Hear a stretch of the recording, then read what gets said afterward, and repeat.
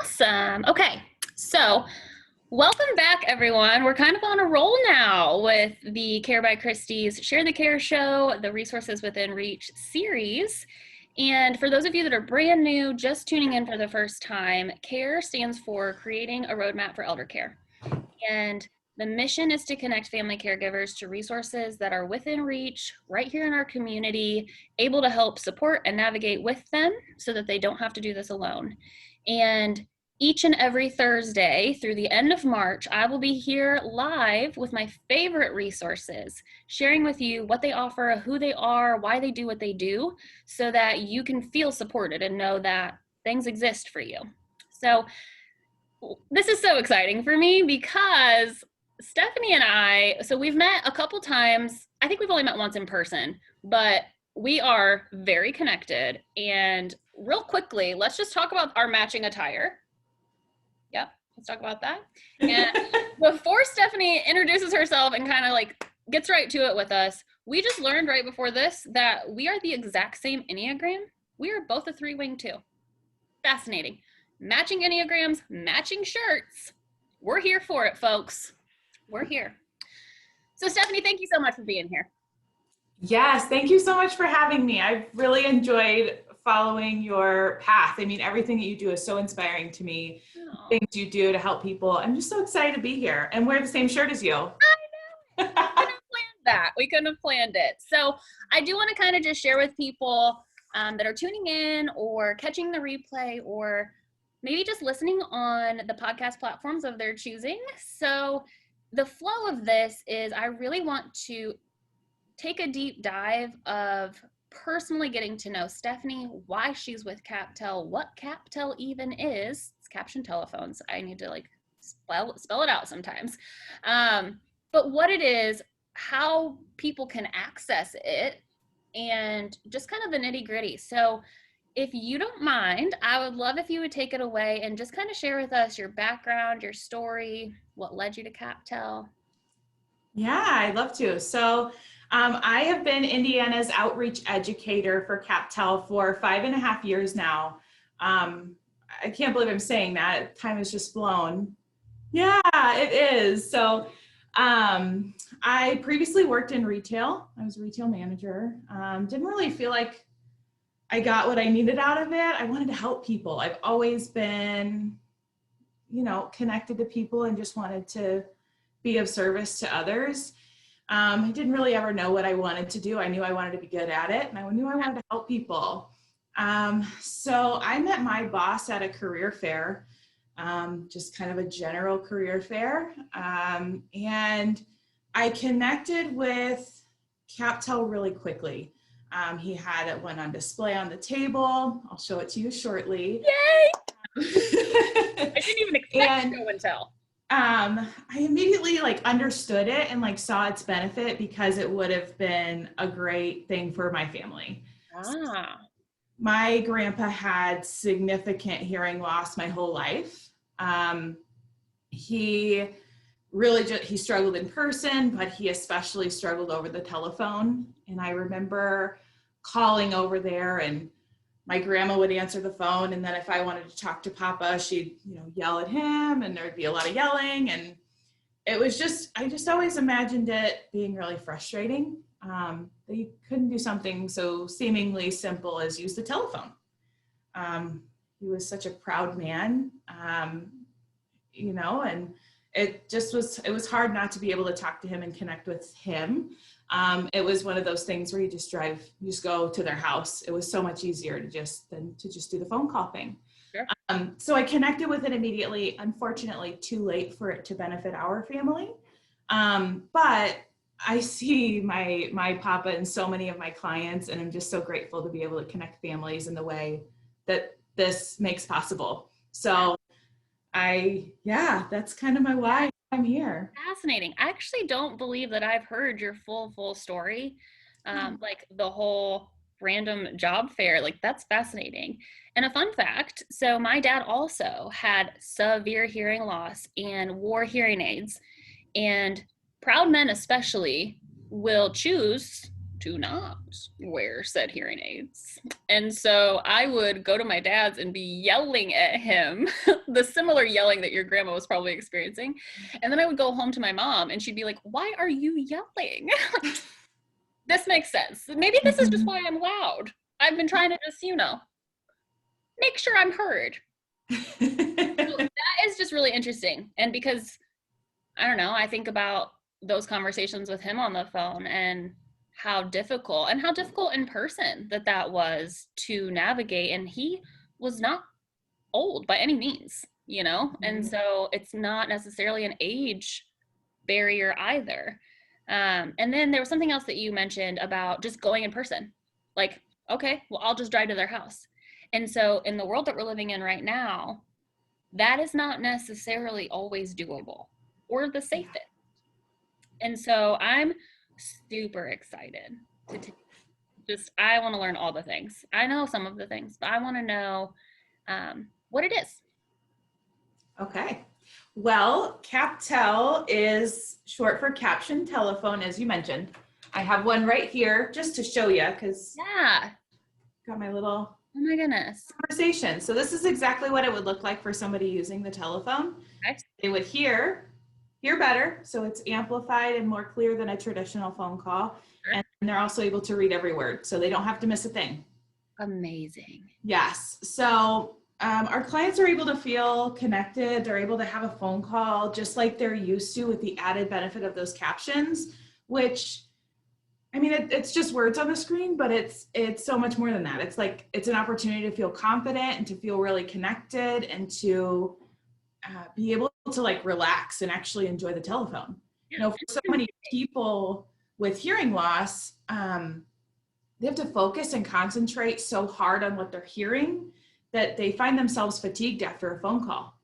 And then that graduates to avoiding the telephone because they don't have the energy to take a phone call. And then that graduates to, not connecting at all. So obviously I'm excited about this, but it's just so much more than just a telephone for so many people who need it. Totally. And so two things that kind of came up for me when you were just sharing that. So the first thing is, when I worked in senior living communities, we had many residents that would maybe have some type of hearing loss and communicate on a whiteboard. And so it reminded me, when you just showed that to me, it reminded me of that. It's not necessarily like, there's a misconception, I think, that just because someone can't hear you, that they don't like know the information. And that's not true. I remember doing kind of like the slums or the BIMS test on this lady specifically, and she wrote back, she's like, I'm not dumb, I just can't hear you. And I was like, you are the funniest lady I've ever actually known. That's hilarious. So yeah, that is fascinating. And it just like scrolls through. Yeah, it's near real time, so 2 to 3 second delay is normal. But yeah, people can just have that connection and be able to have that regular phone call with the added benefit of those captions. So I think there's kind of a sliding scale of how people use it. Some people, I have clients that don't hear anything and they rely entirely on the captions. Okay. And I have clients who kind of find themselves more in the middle, where they can catch some, they rely on the captions for backup. Like a context, so that they can have the whole context. So they can confirm what they heard. So a lot of people with hearing loss have better time hearing, maybe men. A lot of people with hearing loss have trouble with higher pitched voices, like women and children. So some of our clients might specifically use the CapTel when talking to their grandchildren or with women, or rely on it more in those cases. So everybody's really different with what their needs are. That makes sense. I would have never actually thought of that part of it matters also. And staying connected, I know that I kind of just keep saying this, and maybe just people are sick of that, but we are to be physically distant during this time, socially connected, not socially distant. And this is allowing that bridge to be formed. Like, you don't have to worry about not being able to communicate or not being able to contact your loved one, because it probably goes both ways. There's probably family members that are also frustrated. You know, you've called, or maybe you've gotten a few calls, but you know they can't hear you and you're not even able to communicate effectively with each other. And so maybe just stop calling. That's not the solution. There is a solution.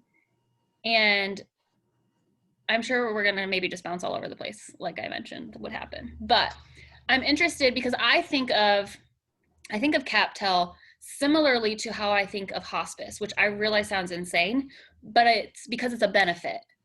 Like people think that it's maybe something that it's not, or that it's not attainable for them, but really it's just a benefit because, well, how do they go about getting it, or how does one acquire a phone? It's crazy easy.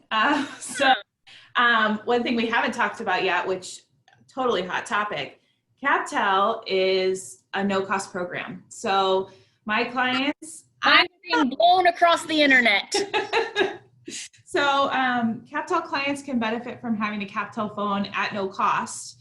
All we need is verification of their hearing loss from a doctor, a hearing care provider, nurse, licensed social worker, or veteran service officer. So there's kind of a long list of people that can certify that. I brought it right here, just 1-page certification. So this is it. This is all I need. Once we have that certification form, somebody gets the phone and the ongoing caption service at no cost. So, yeah, there's amazing. So, do you find that people are not taking advantage of it just because they don't know about it?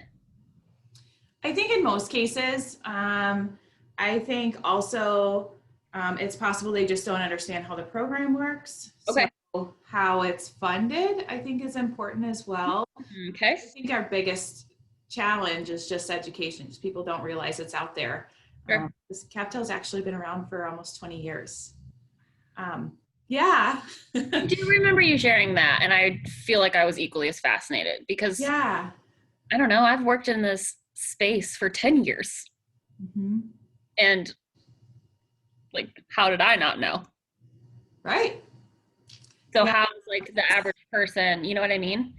Yeah. So that's my job. Shame on me. That's what I do. You do a great job. I mean, that's why we're doing this, you know, that's like, if we can like join forces as resources and like blast information to the masses, it's gonna, there's somebody listening or watching that's like, holy crap, I just didn't know what I didn't know. Yeah, absolutely. And I hear it from my clients all the time. Like, oh my gosh, I wish I had this 5 years ago. I wish I had this for my mom. And you know, that's why I'm here, is because I wish I had it for my grandpa, but all we can do is you know, move forward with the information.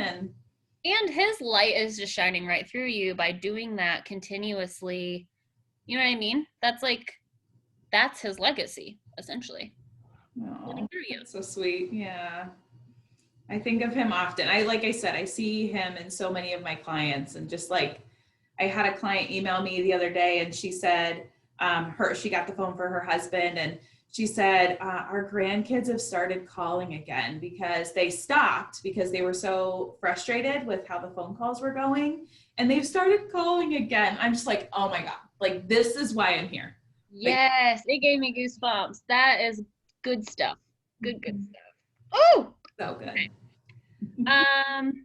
Do you want to share with us how CapTel is funded, since that was something that you mentioned? Yeah. Yes. Thanks for bringing us back there. So CapTel is funded in full under the Americans with Disabilities Act. So it doesn't have anything to do with insurance or anything like that.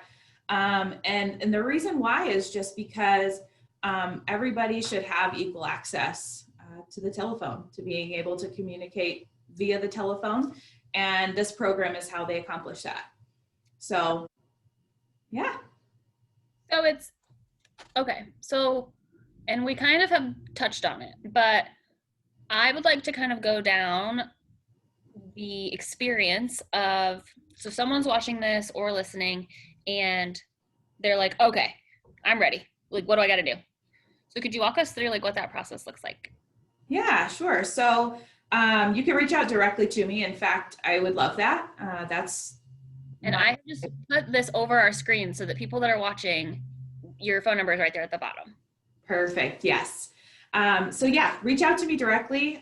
Call, text, email. Text message actually has become a really popular way to communicate, especially with people that have hearing loss. I love when people have adopted that technology as well. Yeah. Yeah, it's good stuff. So reach out to me and I would be glad to send you that certification form that I showed. Okay. I also I have a profile online, which might actually, if you can go to my profile, I'll give you that link and Okay. post that as well when you post the video. That I have a profile where you can go and just read about me and my team. You can find the certification form, find our frequently asked questions, and even information about the different models of phone and kind of their features as well. Oh my goodness. Great. And then I know you've shared this with me before, but like walk us through the installation or like how it gets set up, how that works. Yeah, so under normal circumstances, which unfortunately we're not living right now, we actually visit in person and do the installation. I think part of a big part of what we do is just helping our clients to become familiar with their technology. I don't want to provide a paperweight. I want to provide a tool that's going to enhance somebody's life in the way that I know it's capable of. So it's not just, set up the phone and go. Under those circumstances, we're doing setup and then training with the client, setting up the built-in answering machine, or just going through doing some test calls, helping them make sure they're hearing well, because there are some tone and volume adjustments that can be made to help people hear as well as possible. But right now, because of COVID, we are not currently visiting our clients in their homes, just for everyone's safety. And it's been really interesting. So when all of this happened, I made a video that shows how to install the phones. And that has been remarkably successful. The phone, of course, also comes with a setup guide, and then clients have access to me and to one of our technicians here in Indiana. And we would do every installation step by step if they want, or just be available for assistance, or even if they just get the phone installed, then they want help becoming more familiar with it. We're here for all of that. And then all of our phones also have 24/7 customer service buttons on them.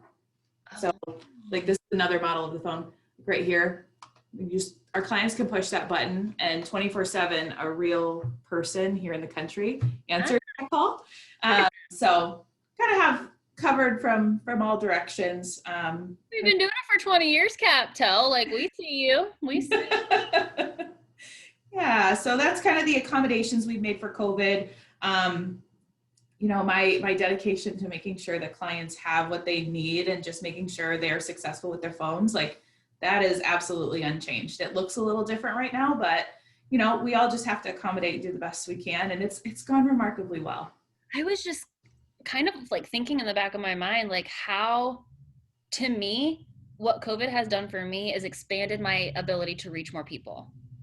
And similarly, to be able to send a video and not have to, like, I know that that's part of the personal touch and that's super impactful and important, but navigating what we're in right now, you almost have the opportunity, and I'm sure you've maybe seen this, that you are able to help more people. You just send them a video, you're there for support, they're set up, they're good to go. Like, it's kind of also been a blessing. I realize that it's not pleasant and I want to squeeze you in real life. I get it. But having to, like, I know I personally am not super tech savvy, and I've had to figure it out because I know that I still have a message to spread. I still have people to help. And so how do we do that at still a rapid speed, still able to educate, all the things? So yeah, for me, I've noticed just I myself have become more adaptable to challenges and to things that are thrown my way. But I've seen it in everyone. And, I'm totally a bright side person. Like I'm always looking for that bright side. I'm here for it. But yeah, totally. Gotta love that. But yeah, I think we're all going to come out of this more adaptable and just realize what we're capable of. And there's good things in there. Yeah, I promise there are. If anybody wants to go touch with me, I'm ready. I'm ready. I did have another question. Um, this is something that I normally wait till the end, but I'm just really fascinated because I want to know yours because I didn't even ask before we got started. What is your favorite soul care practice, especially being home, all the time? Yeah, so I am a yogi. Yes, I'm now, I think today's 308 days Ah, in a row. I'm a streak so person. I can't break a streak. Like once I start, like I'm here for it. Like I'm not ah, gonna break it. So it was right when COVID started. I decided, like, I've always been interested in yoga. I'm gonna learn it. I'm gonna figure it out. So I did, and I learned to love it. And I'm doing things I never would have imagined my body being capable of. But honestly, I think it's just kept me grounded through all the craziness of COVID and everything that's going on in our world. And I love doing it right in the middle of the day, like lunchtime. ah, Um, you have shared that. yeah, I do remember lunchtime. It's like thinking, it feeds my soul. I mean, honestly, it's like I look forward to it in the morning, especially if I have like a really busy, wild morning. And then I just get to like breathe and I love it. I never imagined myself being this person, but here I I am. love it. I love that you're that person because we got to do our own 30-day. We love yoga with Adrienne. So if you're watching and you're like, I need to know what yoga these girls are doing, it's Yoga with Adrienne, and she's fantastic. It's on YouTube, it's for free. No one's going to watch you or judge you. It's a good time. Yes, she's wonderful. I always felt so accepted. Like everybody, she's yoga for everyone. I For love that. I love that. sure. For sure. Well, is there anything else that you can think of that you would love to share with anybody that is listening, either with hearing loss, anyone that has a family member or a loved one with hearing loss? Yeah, absolutely. So I kind of hopped in and started talking about CapTel, but in a lot of ways, the work that I do on behalf of OEI, and that's outreach, education, and installations for CapTel, is really kind of along the lines of advocating for people with hearing loss and just kind of being out there in the community. I am a big advocate for hearing health and keeping, just that keeping up with that. So getting your hearing checked annually, at least having a baseline. Even if you don't think you have trouble hearing, you should have your hearing checked. I am 30 and I do have hearing loss. Like Christy mentioned earlier, Yep. it's not just for people who are aging. Nope. Anyone. Yeah. So just really out there trying to encourage people to keep up with their hearing care, and be more understanding. So I think in some cases there's kind of a lack of empathy for people that have hearing loss. Just in most cases, just for lack of understanding. Sure. So I'm really passionate about just encouraging people to learn different ways to adapt their communication style, just to be more accommodating for someone that might have trouble hearing. A lot of people think that just raising your voice and yelling is kind of the solution. And in most cases, someone with hearing loss is hearing you. They're just not understanding what you're saying. And So that causes some like, ugh, eek, some anxiety and tension. Like, don't yell. yeah, absolutely. And your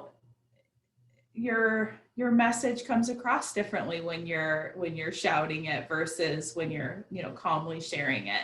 Sure. So yeah, that's CapTel is my primary objective out in the community, to connect people with this amazing resource that I know can absolutely change their life. But I would love to have a conversation with anybody who has a loved one that is experiencing trouble hearing, even if captions aren't the right solution for them. Sure. There's a lot of different resources out there, even just different communication techniques that somebody could use to make life better. I mean, it really is that simple. The ability to communicate and communicate effectively, makes life worth living.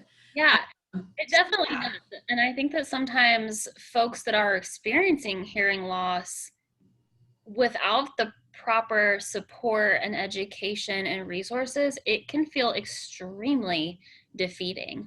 And oftentimes, I know I have seen, and it's been primarily men that I have witnessed this in, that just give up on all things.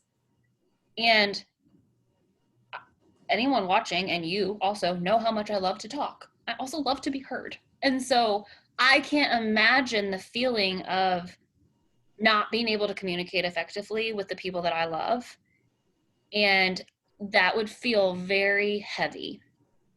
And so, like, that's my biggest PSA here right now is like, there are things that exist.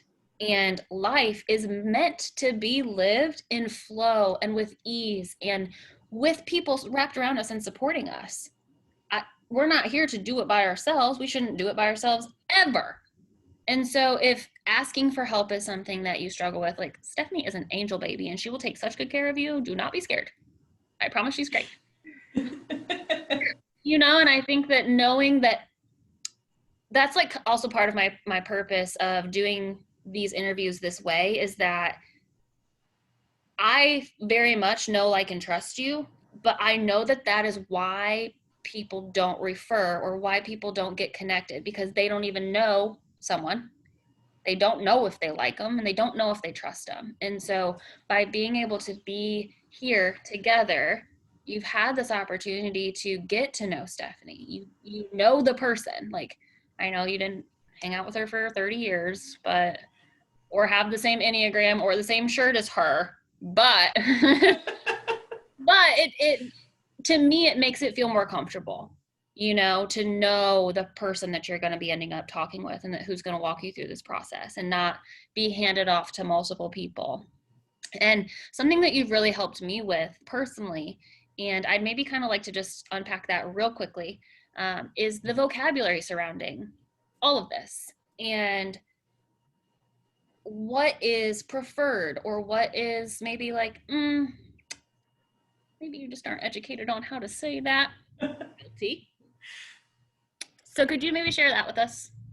Yeah, so I think words matter when you're talking about well, anything really. Words matter. Just how you describe something can have you can be communicating something that you don't necessarily intend to communicate just by your word choice. So one thing I'm always really careful about is how to describe a person that has hearing loss, and that is just how I do it. So I think a person with hearing loss doesn't define them as somebody that can't hear. It's just, it happens to be a part of their life.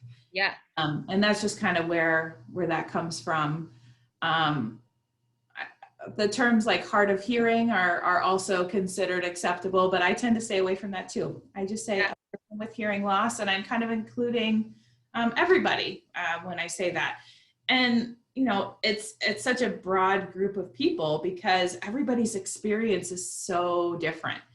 Somebody could have the same audiogram, and that's the chart or the tool that somebody with hearing loss had, or everybody would have an audiogram that indicates what their hearing is or their hearing threshold is.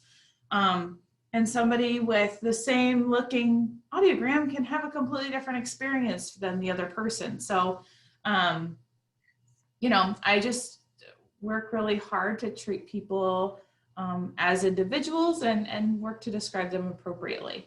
If that answers your question. It does. You do a great job. And I'll just go ahead and tell on myself, because what I was doing and how I was communicating. I mean, this is important. I want people to feel too, you're not alone. Again, I've worked in this space for a decade, and communicating to Stephanie initially when we first got connected, I continuously was saying a hearing impairment or a hearing, maybe I even said disability one time, or some things that maybe used in the senior space make sense, but don't necessarily make sense for this. And I really appreciate how you are very inclusive, that it is all people. And impairment feels like I do not. And I mean, I wear contacts. Like, I have vision loss.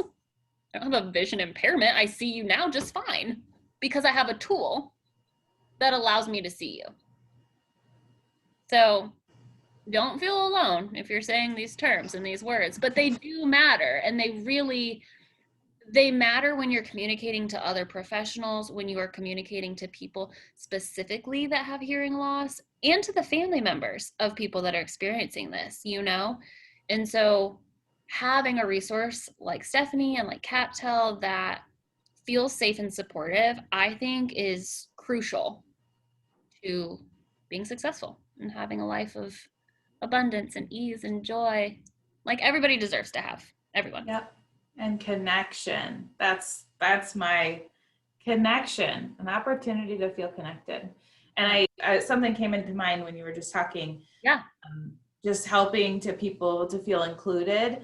I think the biggest like frustration I hear from people that have hearing loss when communicating with others is never mind.